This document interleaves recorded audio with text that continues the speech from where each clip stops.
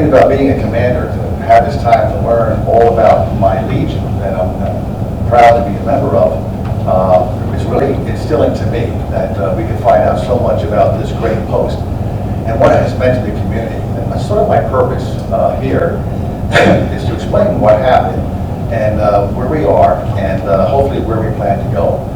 I hope you enjoy the presentation. We'll start off with the building we're in right now, and we'll talk about that statue just a little bit later on. But we officially started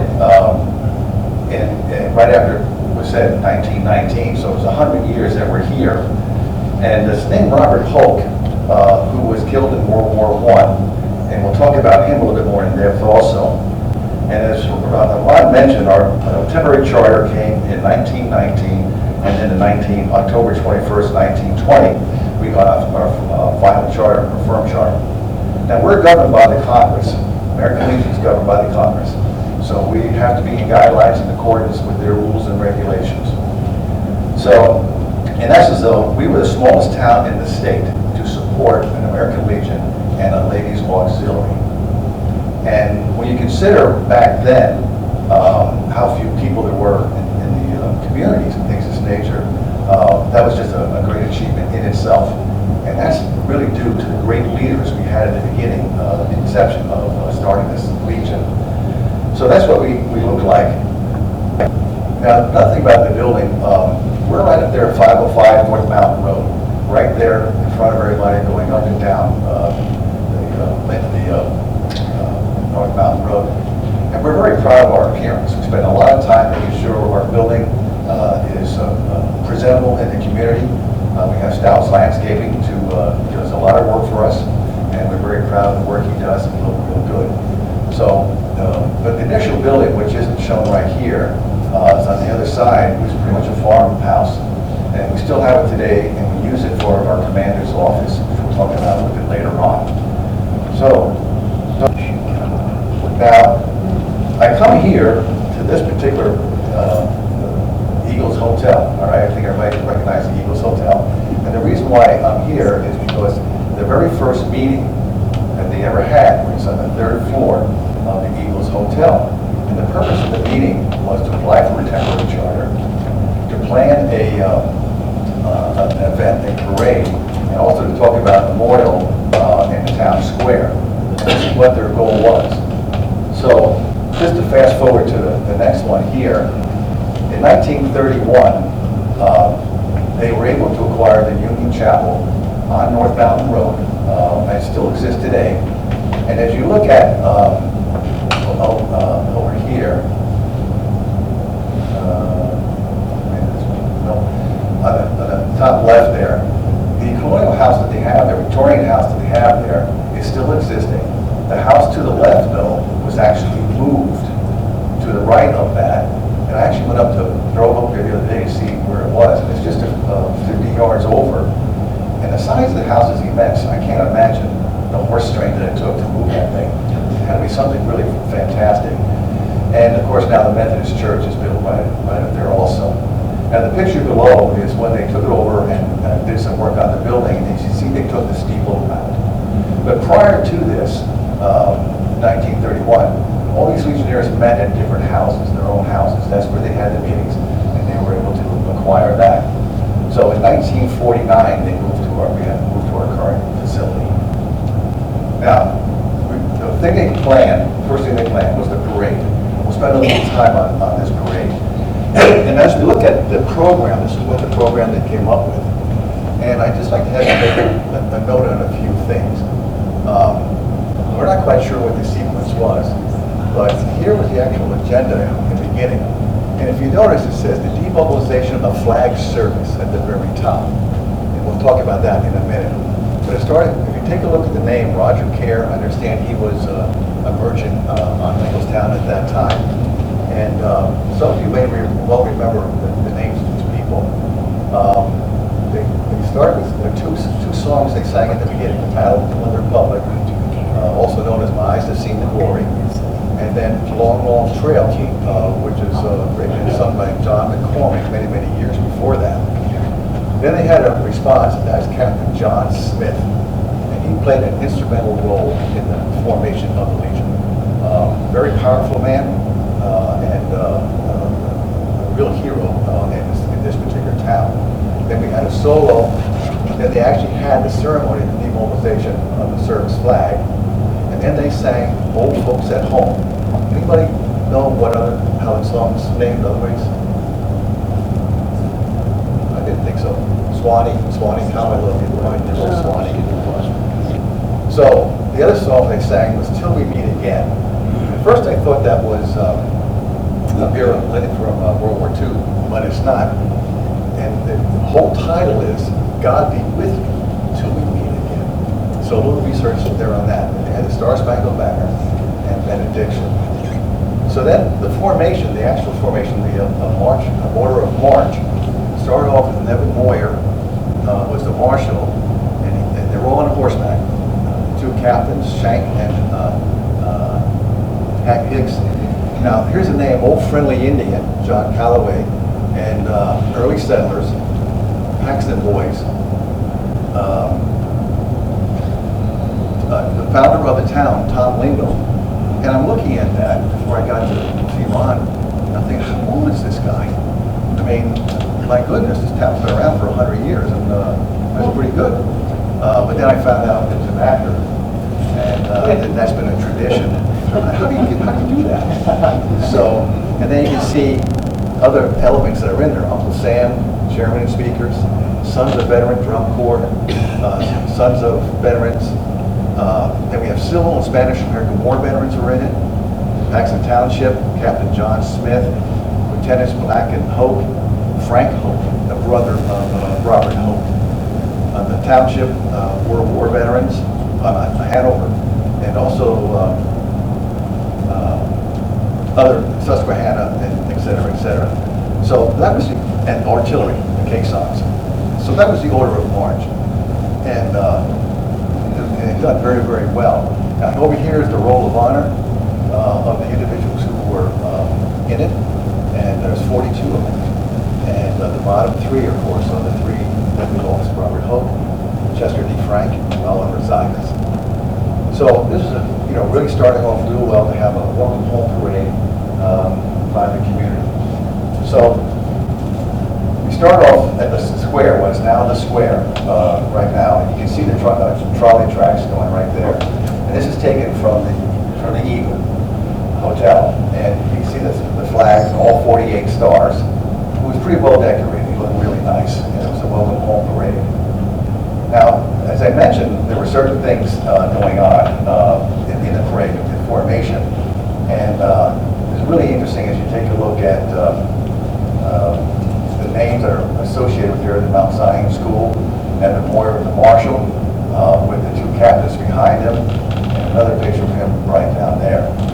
So, a lot of horseback back then, and it was really very, very interesting. Now here's the boys coming, actually marching up from the old firehouse. And the tall fellow on the right, that is Ralph King, and we'll talk about him in a little bit. But you can see he's about 6'4", 6'5", a very good-sized man, and he was also one of the very instrumental people in forming the Legion. And take a look at the road. It's a dirt road, and there's a valley in there, and not much going on as far as that's concerned. Right behind them is the Red Cross ladies, and they're all dressed in white with their flags and everything else. This group, the majority of this group became the ALA. A lot of them joined it. We have pictures of a lot of them, and they're one of the most famous LAs going around in the community here. They're very, very good. Very proud of them.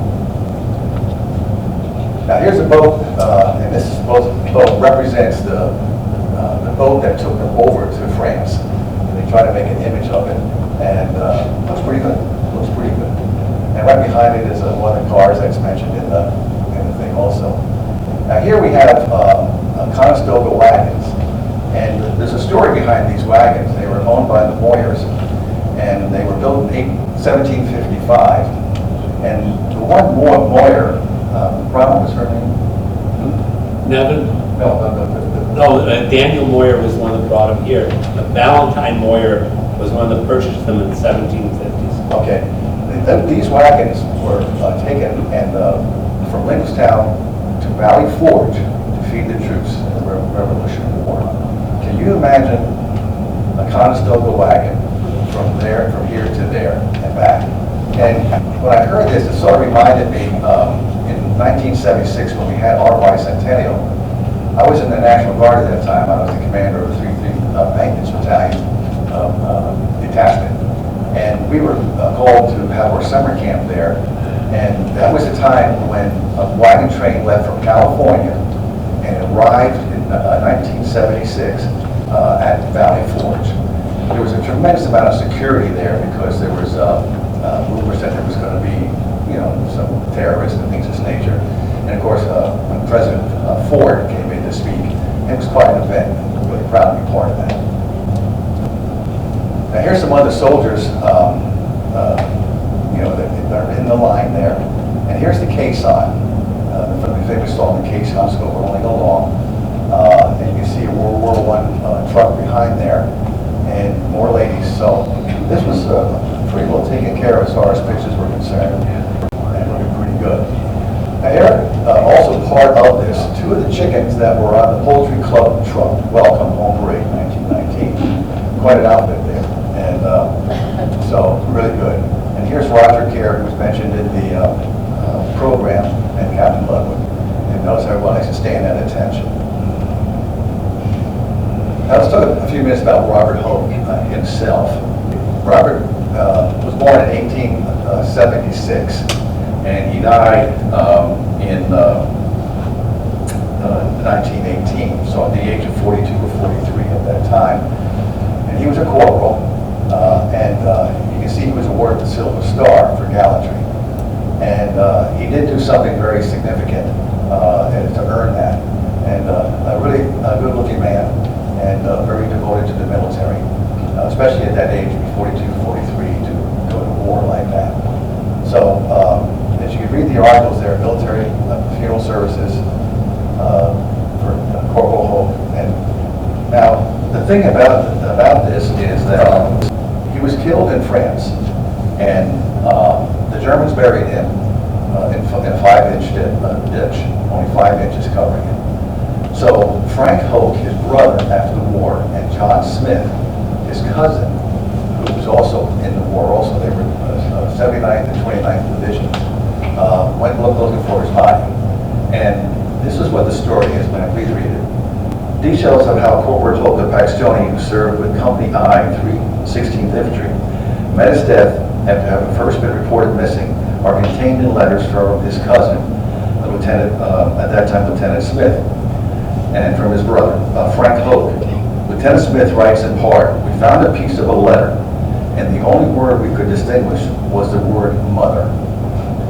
And that word was written in the kid's handwriting. If it had not been for that, we might have come away unsuccessful, and the mystery remained unsolved. The letters put us on track, and in less than 5 minutes, we had located the body. He and Sergeant Gregory," and I don't know who that man is, but he and Sergeant Gregory had dug themselves in the night before in an old manure pile out in the open field. They stayed there that night. The next morning, Sergeant Gregory was wounded in the leg. He turned over his pistol to Bob, and Bob said to him, "I'll get that dirty Hun that got you." They advanced probably 5 yards that morning.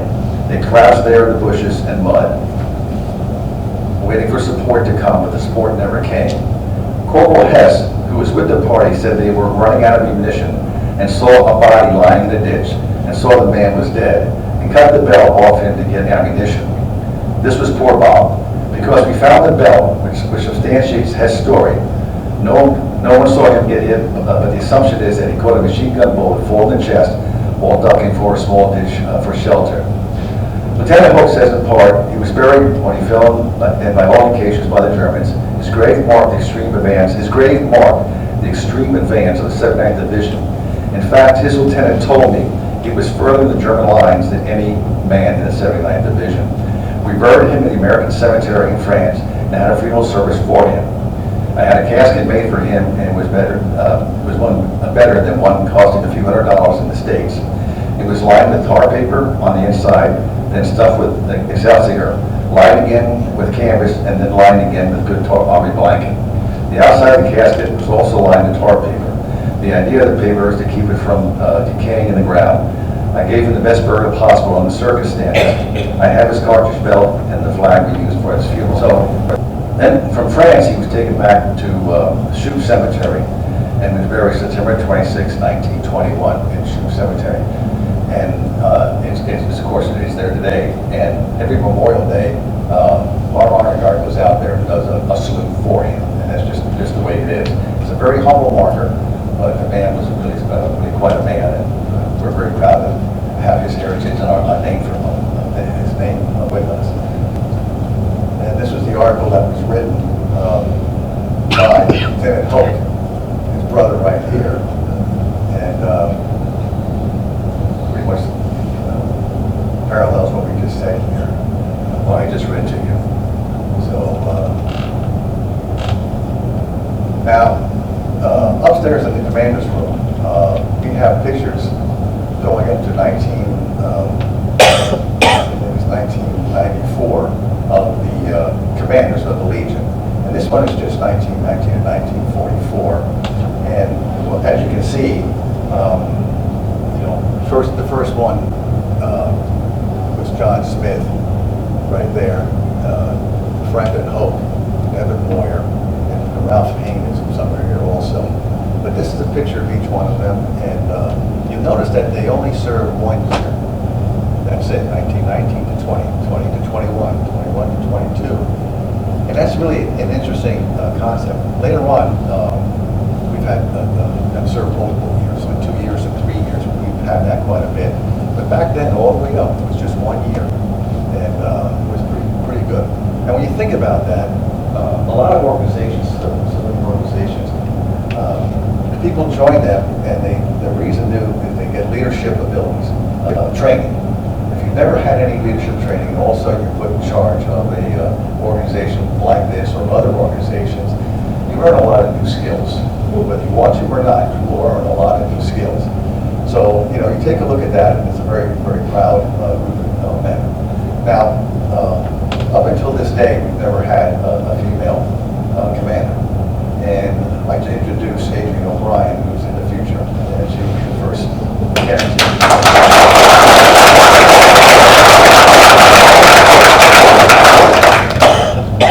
All right, Adrienne? Okay, just want to be sure. Okay. All right. Now, when you come into our foyer, we have all the names listed right here, and all the way to now. What's going to happen? The previous commander was a gentleman by Ken Stambaugh. Ken's name will be right there above Brad, and I'm looking forward to being right above Luke. But what's really interesting is, he'll be right by John Smith, and I'll be with Franklin Hoke. So I'm kind of proud. And also, both of us are serving at the 100th anniversary of this Legion. That's what makes us very proud also.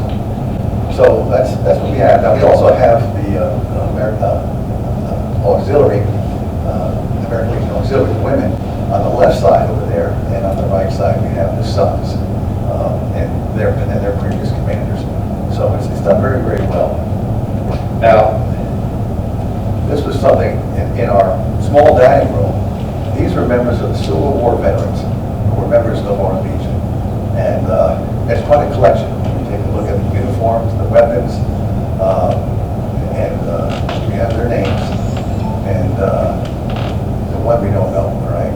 But these were in March. Don't forget now, somewhere in 1930, Washington, D.C., they had a solid group meeting of all the Civil War veterans at that time. And of course, they were very, very elderly at that time, and that was the last actual meeting they ever had. But I bring them into the picture because they are part of our history, that's for sure. And they served their country. Okay, now here's Captain Smith with veterans of World War I from Lower Paxton. And once again, you see him standing at attention. And of course, people weren't used to having the picture taken too often, so you didn't want to make a fool of yourself. Unlike some people today, but they look really, really good. Now, Captain Smith went over there as a lieutenant, came back as a captain, and then later you'll see that he has the rank of colonel, and 06 full colonel. And kind of wondering how he went from captain to colonel, because back then, if you were a colonel, you were one powerful individual. I mean, there wasn't too many of them. But evidently, what we believe is that he joined the National Guard and rose to the ranks at that particular point, which is very doable at that time. Now, here's the Welcome Home Parade for World War II. A lot of these, right now, as you see, now the road is paved with cement. And what's interesting about that, I was talking to Ron, the history of that, is this is one of the first roads ever paved in cement. It was an experiment to see if cement would work. And it does until the potholes show up. And watch out, you know, that's what what happened to Lyman. But you take a look at this, there's a lot more men and women involved in this one. Take a look at the cars and things of this nature. So this is 1946. Right now in our Legion, we have 39 World War II veterans with us. And that's a lot when you consider the size of our post and everything else in this community. Our oldest serving, continuous serving veteran, his name is Thomas Dewey, and he's with us for 75 years. Walter Segeberg is with us for 74 years. And they're both well in their 90s, but we love them to death. They are our history. So we just passed a resolution that from this point on, the Legion will pay their dues. You know, no more have to pay. Chances are they're at different times in their life where they don't have the money, but we want to keep them with us because we love them very much, and they're very important to us.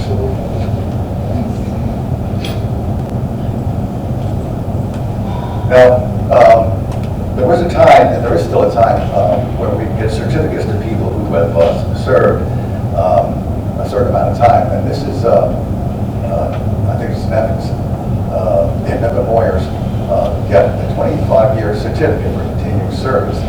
And every year, you know, we get a card that we have to carry with us to prove that we're members. And evidently, Nevin kept every single card he ever got, up to including 1949, and he passed away in 1950. So it's and amazing enough, it's signed by the national commander. So that's a pretty powerful statement right there.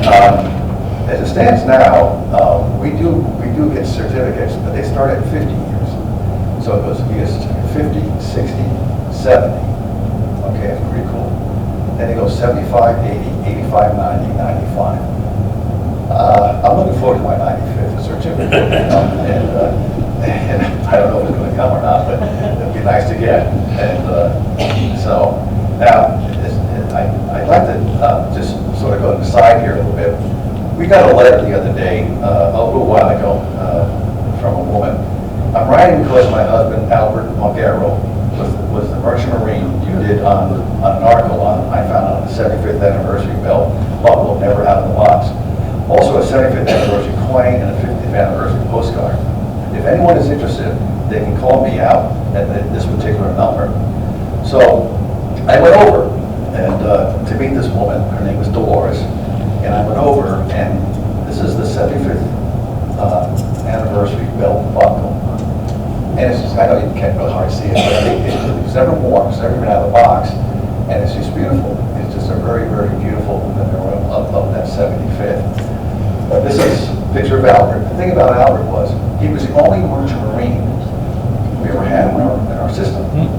And which is pretty proud. If you ever, those of you who know a little bit of history about World War II, what they went through was absolutely enormous. The ships that went down and how hard they fought and everything else.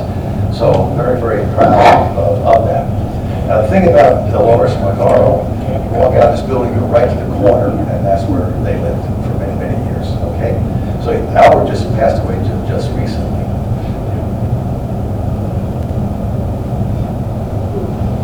I wonder who that is. Yeah. It's our very own Denise. Stand up, Denise.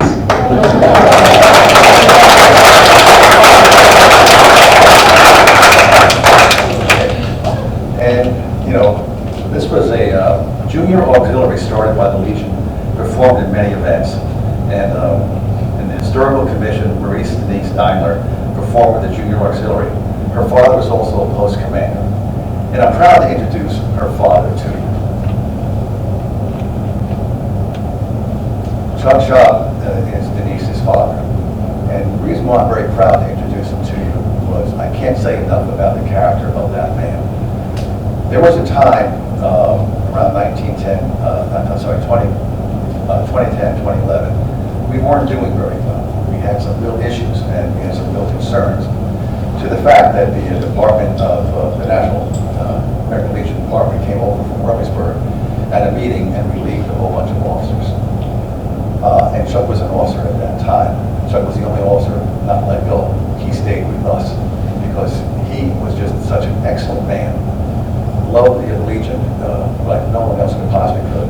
And 57 years with us. And his character, his personality still works with us today. This picture hangs in the commander's room. And to that point, we had a ceremony a number of years ago. It's a proclamation. Robert H. Hoke, American Legion Post 272 proclamation. Whereas Charles J. Chuck Stahl honorably served in the armed forces of the United States of America. Whereas Chuck was a Korean War veteran. Whereas Chuck continued his military service serving as a member of the Pennsylvania National Guard. Whereas Chuck was a member of Post 272 for 57 continuous years. Whereas while Chuck was a post commander and served as a fine officer and 3 times a post commander. The only one that I know of that served 3 different times. At the direction of the officers and upon concurrence of the members of Post 272, we hereby proclaim the Commander's Room to be hereinafter forever named the Chuck Shaw Commander's Room. And we have that hanging up in there. And Denise, we're all very, very proud of your father's participation with us. So I'm just trying to remember, he first served 65, 66, and I know it was 97, 98, and 79 and 8, I think. So yeah, he contributed everything. We really thought it was wonderful. Now that Army jacket is World War I, and that's Nevin Moyers, okay? And we have it up in our commander's room. You can see his hat right there. Nevin, you can also see a purple heart. His medals are in his pocket there. Those are his dog tags. And Nevin was gassed in World War I, and he was injured pretty severely. He came through, and one of his jobs was escorting prisoners to a prisoner of war camp. And Nevin had a hobby where he liked to collect German hats. So in the display case with that, one of the German hats that he took off for some unsuspected individual. And I think we consider the size of the guy, I guess he got away with it pretty easily. So that's a little story there. Now, one of the things about the American Legion is our contribution to the community. Back in 1940 until 1955, there was a black orphanage there right across from St. Thomas Church. And our American Legion was one of the few that supported that orphanages, along with several churches. And not much was ever said about it. The building was removed in 1955, but this is something in our history of what we've been able to do. Support. And to that point, this is just a list of, in 2018, of the donations that we gave to different organizations. And it's not that we have to do it, because we do. We are only allowed to make so much money, and then we have to donate to the community. And that's our purpose. That's what we want to be able to do. If you take a look at the community, this follows our basic principles of why we're donating money to these organizations. So I'll explain that just a little bit later on.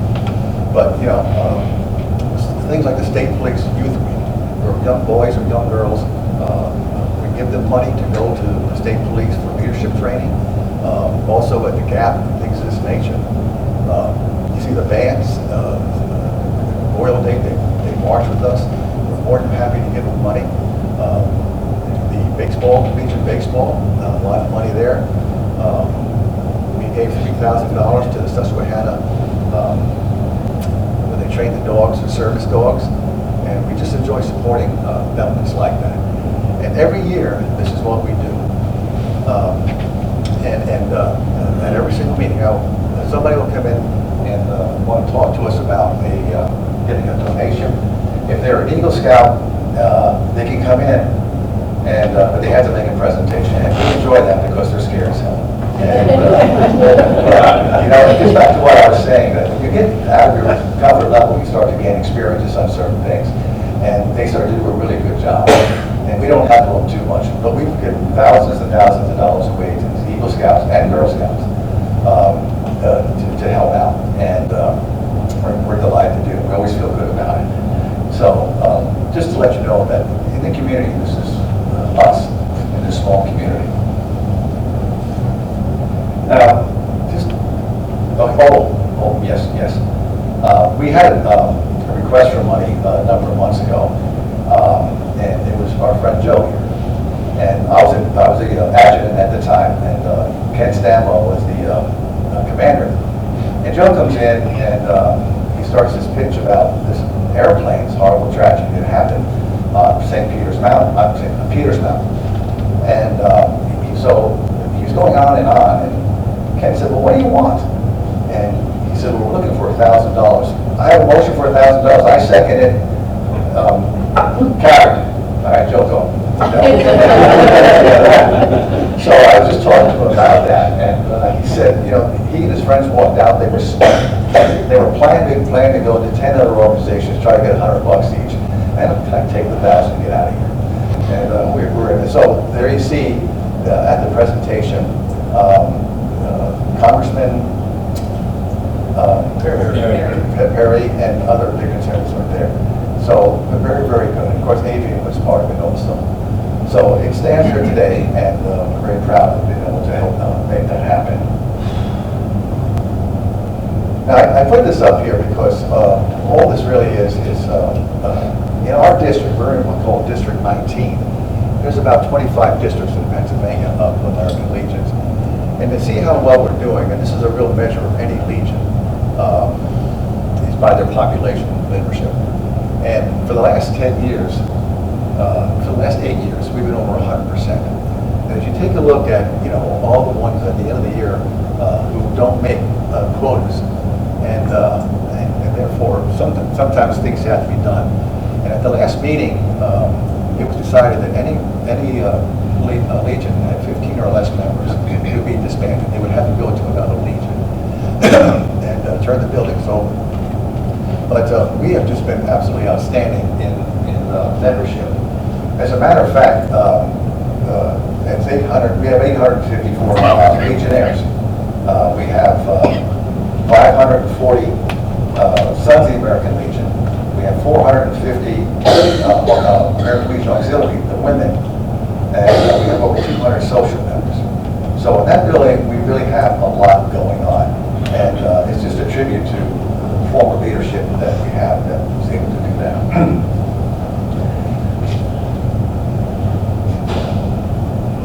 And now, what we come up to really is the Legion, the Honor Guard. Our Honor Guard, we're one of the few that have one, and we've had it for many, many years. And they go all over the place. I been to a lot of funerals at Linglestown down, and when they're there for the final salute, things of this nature, the 12-gun salute, play taps, you just kind of watch the family as they come to a portion of closure in their mind about sort of closes the book. Beautiful taps, 12-gun salute. We give them the flag. The Honor Guard will present the flag to the next of kin along with 3 shells. Duty, honor, and country. And so it's done extremely well at the Indian Camp. We've never been there for a military funeral. But so they do a lot of funerals, and also on Memorial Day is a very, very busy day for them. They start off, these are flags that we put out in the cemeteries. And the first year, they started doing the cemeteries, the Honor Guard, the Memorial Day. It wasn't called Memorial Day back then. It was Armistice Day at that time. And so they started off by doing 10 cemeteries. And today, this is what they do on Memorial Day right here. That's their agenda. It's almost 19 cemeteries they run to and provide that service. And they're proud to do it. They really are. Also, you know, during that day, things are really busy at the Legion. And the sons cook the breakfast for everybody. And the ALA and the sons all start putting together the floats and all the other paraphernalia that we have. Then they go down to the fire department, where the ALA sets up a tent, and as the participants come in, we try to register. And we send out invitations long before the parade, and sometimes we don't get responses until they show up. Great, but we're happy to have you, and that's for sure. So they're always very busy with that. We have to honor our older veterans. We always have them up front in cars that are donated to us for the day, and we're very happy to be able to do this. Now, this is 100 years of the American Legion, our 2019 parade on Memorial Day. Now, for the last 8 years, I have been the master of ceremonies for the parade. And earlier I showed you the nice order of march that first parade had. Well, I'm standing up there on that, and the parade started down there, and I don't have an order of march. But coming around the corner is a little golf cart with somebody handing me the order of march. And what do you think the odds are it's right? So I'm calling things out that people are, who in the world aren't and stuff. But after 8 years, I'm fine. I can handle it, no big deal. But you can imagine what an honor it was for me to be the master and call them. And this year's parade was done. The participation was absolutely excellent. We had a great opening speaker. Mr. Lewis there did a great job. Once I got him up there, it was really, really good. We've had Lou Barletta, we had Ron Marcico over the years, and it's, just thank you for coming by and opening up the parade. One year, my son was a captain at that time. He was home, and he said, "Dad, would you like me to make the opening remarks?" And I said, "Son, go ahead." And he gave a really beautiful speech, wrote it all himself, and delivered it. And it was extremely well received. I'm so proud. He was in his dress blues, looking really, really good. Now you see over there, Elvis, August 3rd, and we were planning this thing for a number of months. This is Denny Eckert on the left and Glenn Mako on the right. Denny has performed in the Legion many, many times, and he's a great Elvis impersonator, has a great voice, a lot of energy. And Glenn, on the other side there, he came in one day to transfer from Legion where he was at in Oklahoma, and we were just talking. He said he was an impersonator, and I said, "Okay, cool, really good." There's another one in the area called Brad Crow, some of you may know of his name. So we talked for quite a while. He was really a wonderful gentleman, only to find out that Glenn performs with the Jerry Lewis telethon, and also in Las Vegas. He has his own agent, his own band. He's traveled the country. He's done tremendous charity work all over the place. So he gave me a call one day, and he said, "Ron, he and Denny would like to do a benefit for the Legion." I said, well, great. I mean, who doesn't love Elvis? And so we put the plans together, and we charged $25 a person. And we had 250 people show up. We packed the place. And the thing about it was, everything that they did, the electricians, the lights, the band, the singers, everything was for free. They did everything. And the show was just absolutely stupendous. If any had a chance to see it, it was really great. As a matter of fact, the show was scheduled, the doors opened at 6:30. And at 4:30, a lot of the gray-haired ladies were sitting right out there waiting. And we're watching this build up. And so we actually had them come in and sit in the foyer. And I hosted this thing. I was the commander at that time. It started. Tried to walk through with my wife and my daughter, and they gave me hell. I was cutting in line. I said, no, we're working. And so when the doors finally opened up, do not be in their way. They just ran right to the front seats, and they had a blast. And we really enjoyed it, and they had a good time too. So the end result of it was, we netted $4,620, pure cash. And but the understanding that it all goes to a veteran's benefit, and that's what we plan to do. Now we also plan to have a couple more events, and they even talked about maybe coming back in 6 months or something like that, which would be absolutely great. This just give you a little tour of our facility here. Upper left is the banquet room. Some of you may have been in that. We have a great kitchen. We use this for weddings. Many times after funerals, we have parties come in there. Our meetings are held in there. Also, right now, we just started, we were asked to hold voting in there. So it's now voting. And the ALA jumped right on that because you get cookies and cake and this and everything else, you know. So all making some money, which is really, really good. Bottom left is a small dining room that we just had completely renovated. We got a contractor in there and cleaned the place up really, really nice.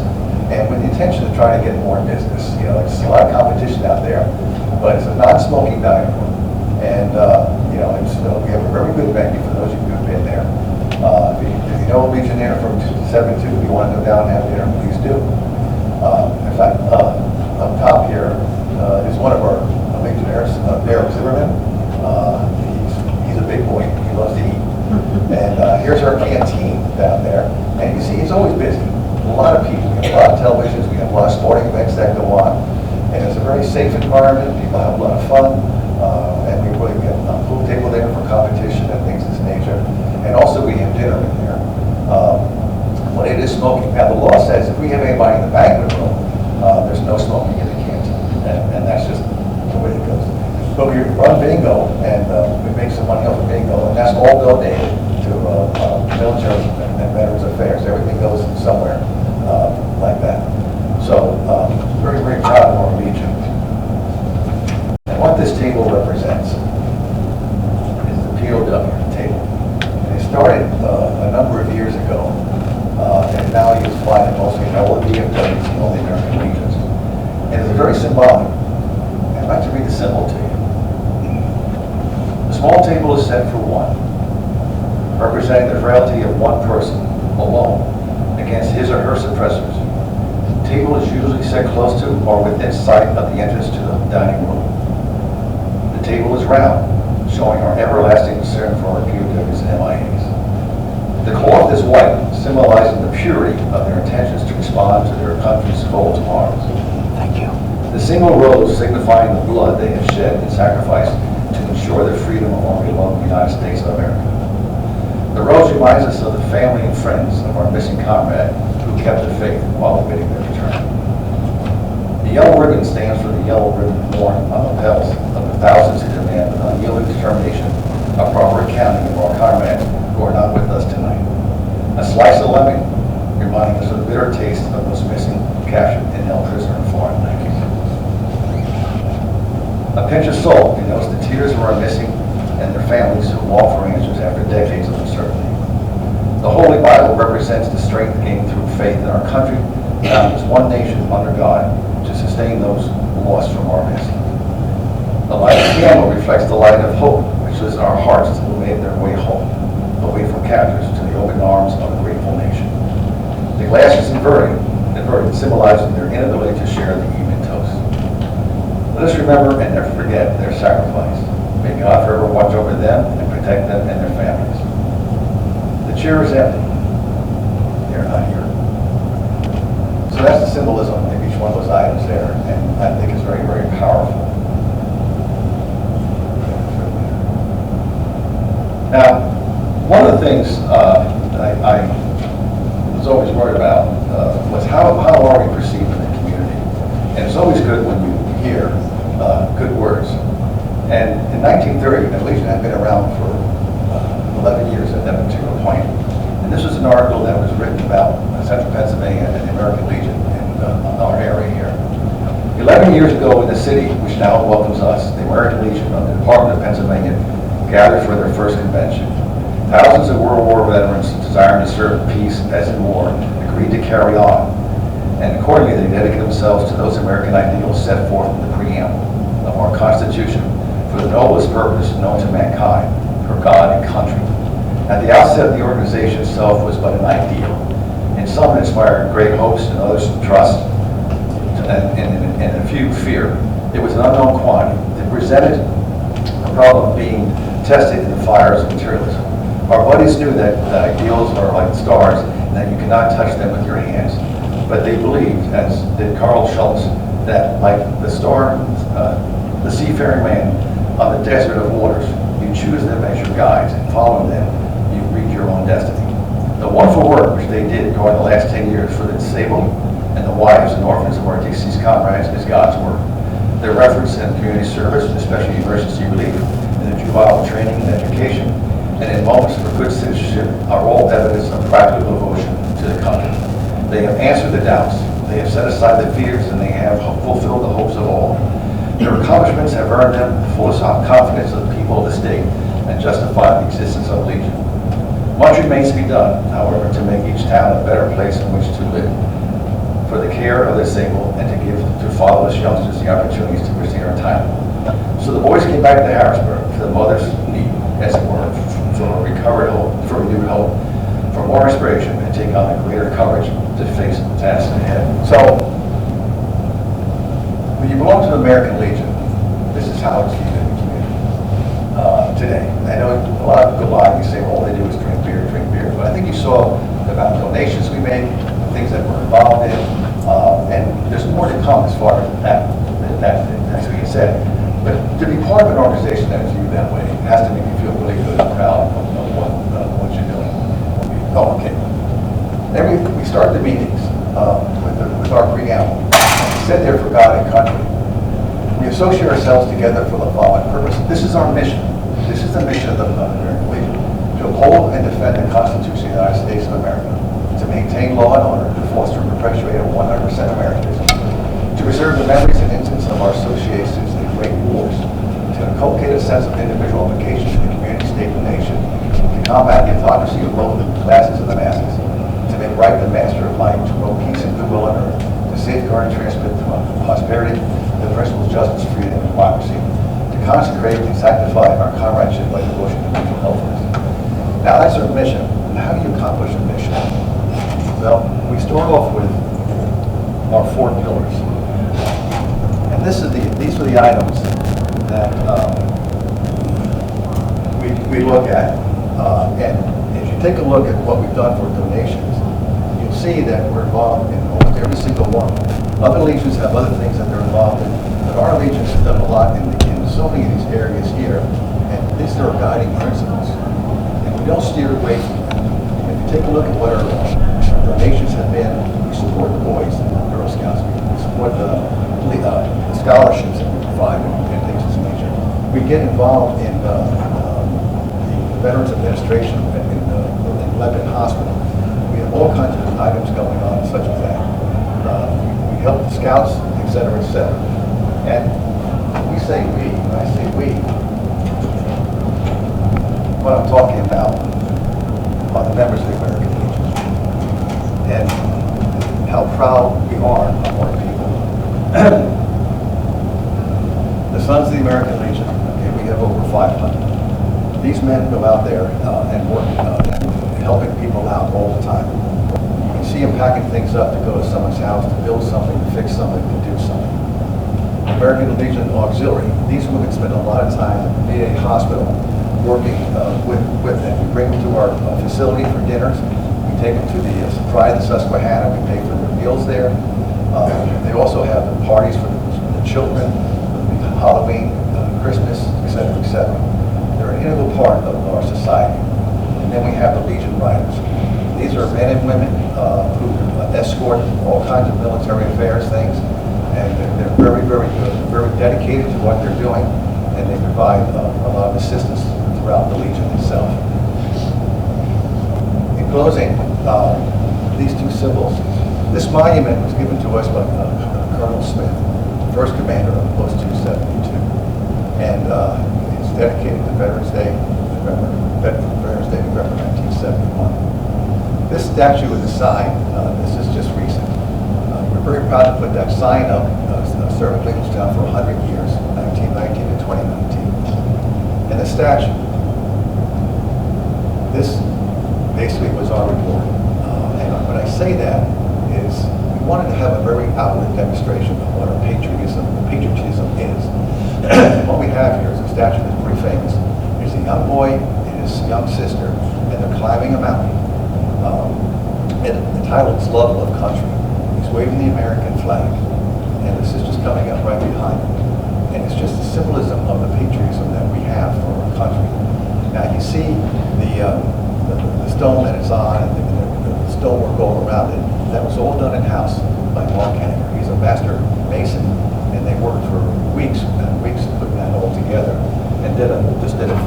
job, and we're very, very proud of that statue. We have lights on it and things of this nature. And so to help defray the expenses, we sell the bricks at the bottom there. You can inscribe something on it that you want to inscribe. And they're either either $50 or $100 for a brick, small and big. But people are buying bricks, take them out, we engrave what they want on them, and we put it right back in there. And it does it's really a great symbol for us in the community. Thank you. This flag was presented to Nevin Boyer. The wire rems, each star represents one of the soldiers from the area that went. Okay? This flag hung in the town square, outside, in all kinds of weather, from 1917, 18, and 19. And it was demobilized at the ceremony. See there. Now up here, you see 3 stars. And these 3 stars represent the boys who didn't come home. They were lost, okay? So, that was demobilized. And then also, there were 4 churches that did something similar. And I just brought the one flag. But the 4 churches, there was the Union, Evangelical, Weinrich, and one others. And they had flags like this represent the boys from their church.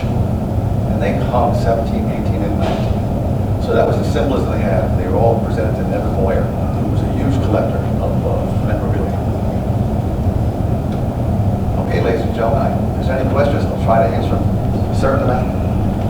One thing you failed to mention was years ago, when I was on the honor guard as a post bugler, we'd go around and do the post everlasting ceremony.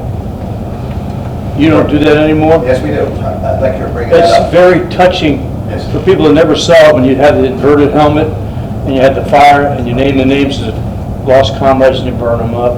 We had the privilege of doing Chop Shop, and Denise was at that one. And sir, you're absolutely right. The honor guard opens up a lot of ceremonies for us. And but post everlasting is a very, very touching thing.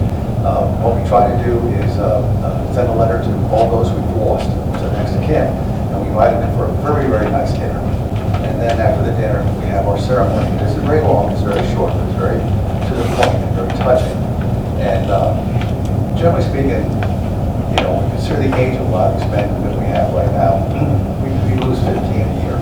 And it's in that neighborhood. So we're very happy to have that. The Legion, it was that good that I remember one year we went to a convention down in New Orleans to do that presentation, post everlasting. Very touching. All the lights go down, it's great. Yes, thanks for bringing that up. One of the things we got to mention. Sir? That's the artillery piece that's in front of the Legion. That's just a naval gun. I'm not sure what the size is, but it's a naval gun. And the breech is taken out, so I'm getting ideas. Oh, I just wondered if it was It's a World War II naval weapon on a ship. anti-air. I was just wondering if it's anti-aircraft. Yes, absolutely. And we don't know what we're going to do with it.